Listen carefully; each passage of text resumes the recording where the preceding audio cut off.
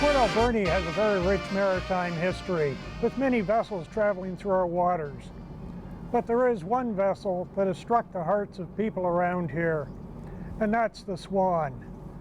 I'm down here at the Maritime Museum to find out more about it.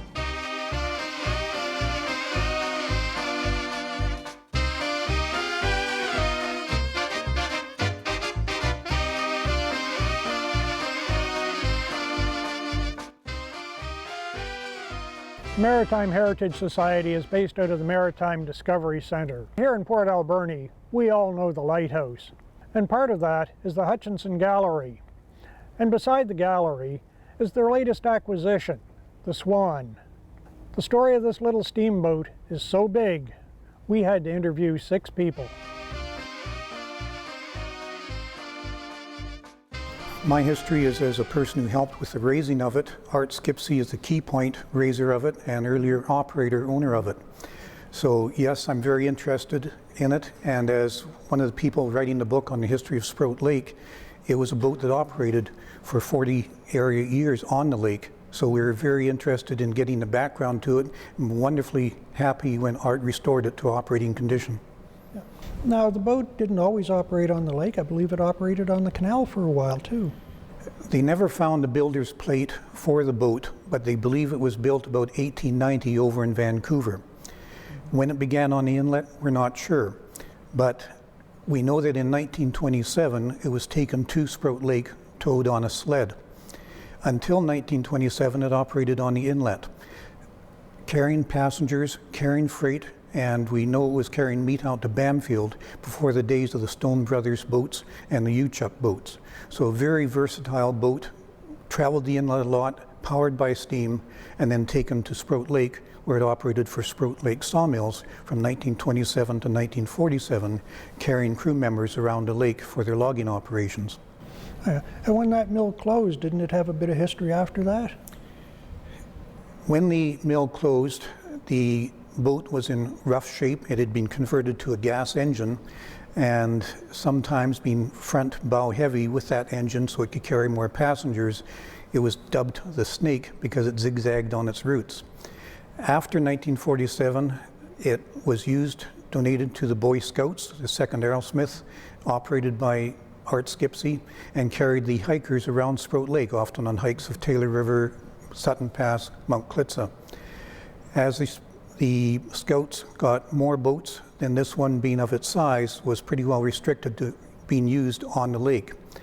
Then, as it became more forlorn in the winter weather, decisions were made that it was surplus and could be disposed of. It was certainly a classic out there with its steam whistle, much loved, reverberating around the valley. How did the Swan get its name? One, it's painted white, and it's big, and it's shapely. I was told it, just the way it glided through the water, people thought it glided like a swan. Art will be the expert on that, but I would certainly agree. You were second owner of the Swan. Yeah. Yeah. I believe A.W. Neal was the first one. And we had it given to the scout group, but somebody, I'm told I was told sold it to somebody for $2. But I'm not sure if that's true or not, but it ended up by Bishop's Landing there, and my friend ended up with it on his beach, and his son got tired of bailing it. And so one day, he had some friends there, they took it off his shore there, maybe about 150 feet, and one of his friends stood on deck, and they sunk the boat, and they saluted as it sunk. And it was down for close to 50 years. And so at the end of that time, after my wife passed away, I thought I needed a project, and so the family agreed we would raise the Swan. And so it used to take loggers from the sawmill, and when it would take about 12 men. And it served up the lake and also on the far side of Dog Mountain. And I asked one of my old scouts, Larry Dingsdale, how long it took to go over there. He said, 1.5 crib games. Now that's an interesting time unit, isn't it? Yeah, and it was pretty constant how long it took to have a game, a crib there. So it must have been quite a sad moment when that boat was sunk. Well, I'm sure people had a lot of memories. yes, but I couldn't look after it. So the best thing was to put it down. One time my scouts were taking a group of hikers through to go to hike through the old telegraph trail to towards Kennedy Lake. And I told them, now be careful, when you get up near Mount Klitza, there's a reef right in the middle of the lake, so go either side of it. Well, anyway, and that time we weren't using the engine in it. I tied my little speedboat alongside of it, used it as a tug, and then they steered from inside the Swan, eh? And sure enough, they went right over top of the reef, bang, bang, bang, bang, over the other side. So it's a pretty hardy boat. So it was underwater for quite some time. Just about 50 years. In the meantime, I've been looking around for an engine, and the engine I put in it is bigger than the boat needed. But steam engines aren't that common around, eh?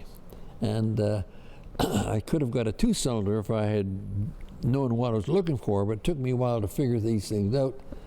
And so we built the engine, or the steam engine, and it cost me more than I thought the whole boat would cost me. So anyway, it was a learning experience. By the time you finish, you know what you're doing, eh? There's always a learning curve when doing a project like this, and always a lot of surprises. Yeah, yeah. So anyway, it's a part of the history, and I thought the logging history is so vital to the district here that it was a good thing to preserve. It was a little bit of a complicated process, and there was a team, of course. Kurt Smetzer, who was the local dive shop owner as well as the doctor, was kind of the leader of the team.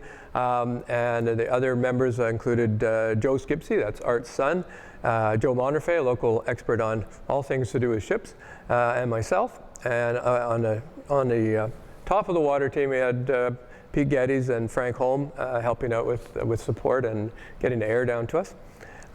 So the Swan was in about 40 to 50 feet of water, I'd say, mostly upright position. And that was a good depth for her to be at because it wasn't too deep for us to work at. And it was enough depth that no one really could see her from the surface. So that was the reason why she was not really scavenged or tampered with, I guess, over those 50 years that she had been on the bottom of the lake. And most all of the bits and pieces were still attached to her. So we had to rig some slings under the keel, of course, which was a bit silty, if you like, because we're burrowing in a lid onto the silt, and so the visibility basically was nil to get those slings under. And then after that, we had some barrels for flotation. The crew on the surface had a compressor, and they would send air hose down, so we could inflate those equally on each side until she kind of came up off the bottom. That was the first attempt, and it wasn't quite enough lift. We needed to go and get some additional lift units and some of those very large cubic units they used to store things, chemicals and liquids in an industrial setting were brought to the scene in another day, and we lifted it an additional amount, which was enough to get it to the point where it could be transported. That sounds like quite a project. How do you become involved with something like that? Is it something you personally enjoy, or?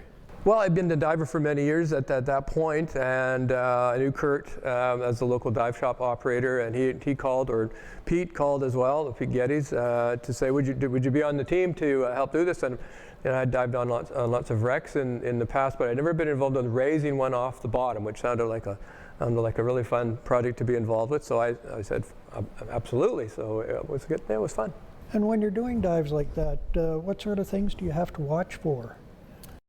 Well, anytime you're diving with really low visibility, there's issues you want to make sure that you're not that you're aware of what's going on around you. When you're diving on a wreck, you need to be sure you don't get stuck with your gear on any of the bits and pieces of the boat. So there's those fairly commonsensical things to be concerned with.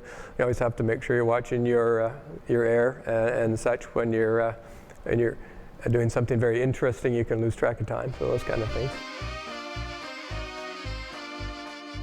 What does it take to put a boiler into a boat? Quite a bit of sweat and work.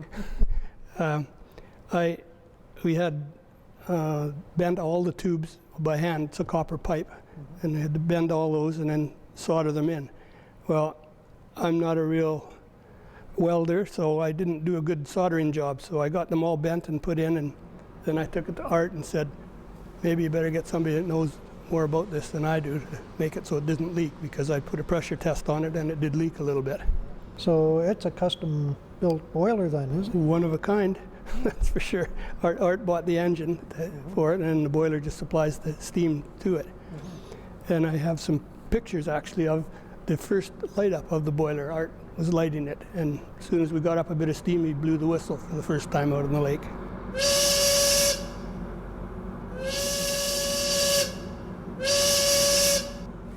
So basically, what do you use for fuel for that boiler?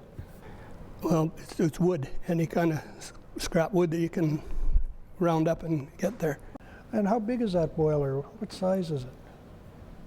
Oh, I'm not sure what the exact, what the BTUs would be for it, or what it would use, but it was plenty big to run the boat. I was just wondering, like, how many gallons of water does it hold, and how much pressure does it build? Well, it'd go up to 100 pounds. I believe that the ship would operate with about 30 pounds. I have to check with Art on that one. But it doesn't hold a lot of water because it's on the lake and you can pump the water into it. It's not like a steam engine on the tracks where you have to carry all your water with you. The water's there in the lake, so you just pull in enough to keep it going. Oh, so you just top it up as you go along. Now that's a great idea. That was handy. How long did it take you to bend all the pipes and build the boiler? Well, at the time it seemed like too long, but I'm not sure. It was in the summertime when it was very, very hot, and it was a lot happening. So they probably took about 2 weeks to do it because it wasn't a steady thing, but just working at it. It must have been quite a thrill to be able to acquire the Swan. Well, Dave Cox mentioned to me that Art Skipsey had dropped in to see him and said, hey, do you guys want to, do you want the Swan? And I guess that he had first gone to the Industrial Heritage folks, and they didn't turn him down, they just referred him on to us. And it was from that moment on that we said, yeah, we could probably handle the Swan out here. So immediately got on the phone, got a hold of Art Skipsey, and set up an appointment. So Dave Whitworth and Dave Cox and myself went out, took a look at the boat at Sprout Lake, and said, yeah, this is something that we could actually use at Maritime Heritage. Because of the history, the fact that it's a steamboat, all the things that go with that, going back to 1890. So it was a perfect opportunity. Certainly would be. Now, something like that must have to have a little bit of advanced planning to get it from out there to here. It was the planning of getting that boat over. Like I think Norman and Joe and Becky, they actually it was I think November the 15th, and there was fog on the lake, and so when the boat was coming over, you couldn't see it for a long period of time. Art Skipsey was there with Dave Super on shore. With a number of other people just waiting for the boat to come over. And so we couldn't find anybody in town that could haul that boat. So we got Bowline Towing out of Campbell River, I believe, to come down, and they managed to have a trailer where they can make the adjustments. Because the Swan is 36 feet long, I believe, 7.5 feet wide. So they had to get it so the supports would come into the boat, and it's a little bit of a different dimension than on other boats. And so then we brought it down here. The Port Authority was involved. We managed to get through their gates and into our compound out here, and it was just a maneuvering aspect from that point on. Yeah, and you must have been prepared because you'd have to have a cradle or something to rest it in. We didn't have a cradle. We had, I think, was it Joe Monrefet was here? He helped set some cradling up. There was some other volunteers that were helping to set the cradles up. So since that point in time, we've got another fellow involved, Sandy Fitzpatrick, who's building a cradle for us underneath the Swan.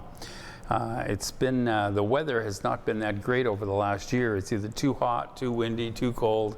And so he comes down on a periodic basis. And if you look at the boat, there's a cradle that's being put underneath it. The key to us was making sure that it had a cover over it.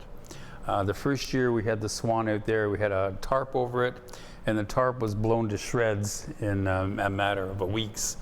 And so we had to get something else besides that.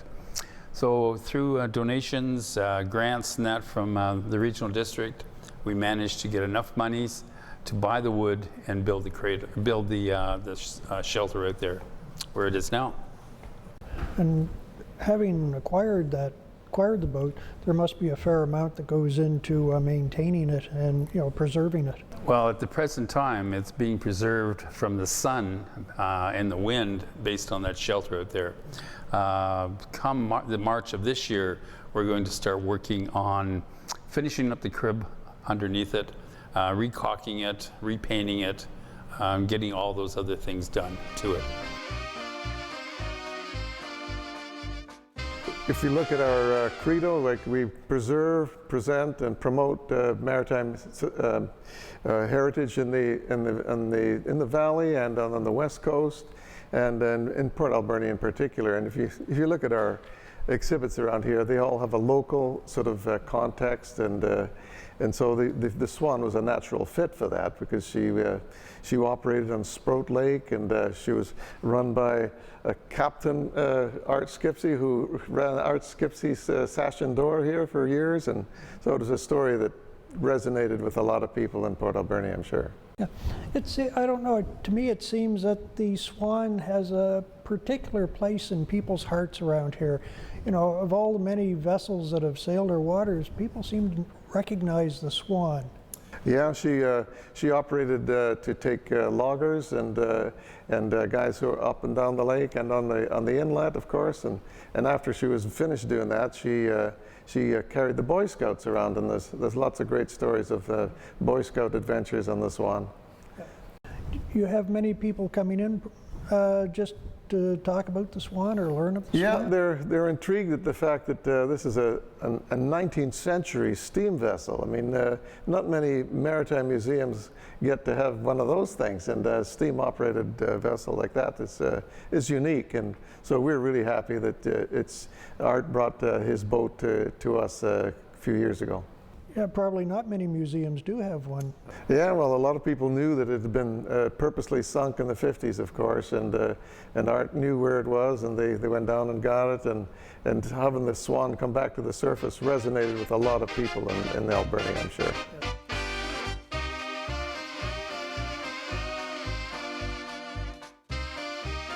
I'm here with Jen Preedy, Facility Coordinator, and Jen has offered to show us a few of the exhibits from the Swan. What have we got here? Well, we've got a couple of the whistles and one of the wheels.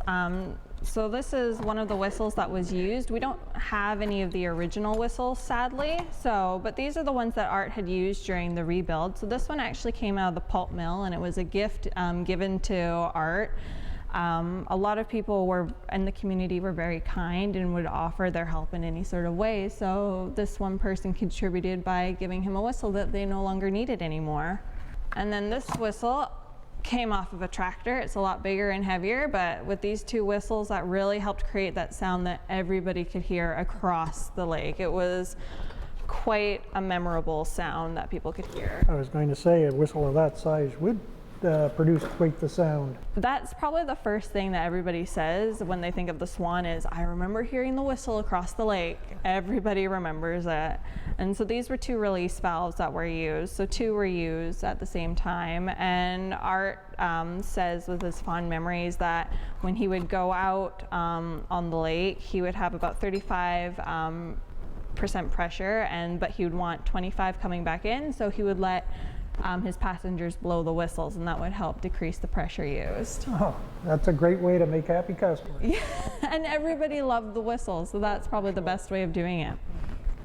Yeah. And what do we have here? So as I said, this is one of the wheels used. Art made this himself. It's made out of yew wood, and there would be 2 of these on the boat. So one used on the inside and one used on the outside, and this one came from the outside. So yeah, he put a lot of hard work into this and all of the aspects of it, and it's a beautiful piece of craftsmanship. He did very nice on that. It's beautiful workmanship. Yeah, it's like all the detailing of it. He could have just made a simple wheel, but he made art when he did it. So it's a beautiful piece. It's excellent. Okay. Well, thank you, Jen. Yeah, you're very welcome.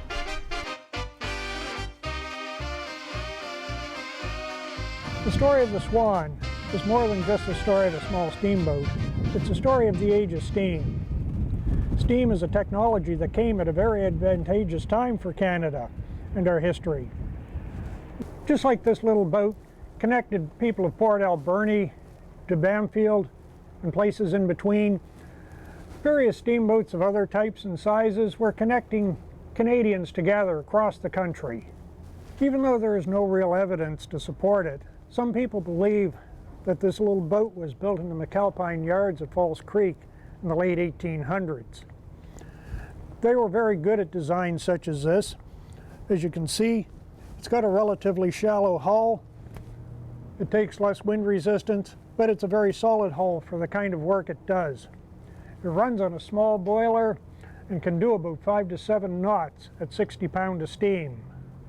During the life of this little boat, it ran from Port Alberni through the various docks in our canal right up to Bamfield and back, delivering supplies and passengers. After its life on the canal, it went to Sprout Lake, where it transported workers to the mill, hikers, tourists around various parts of the lake. At the end of its life, when it was sunk, that pretty much also was the end of the age of steam. During her life, the Swan brought our communities together.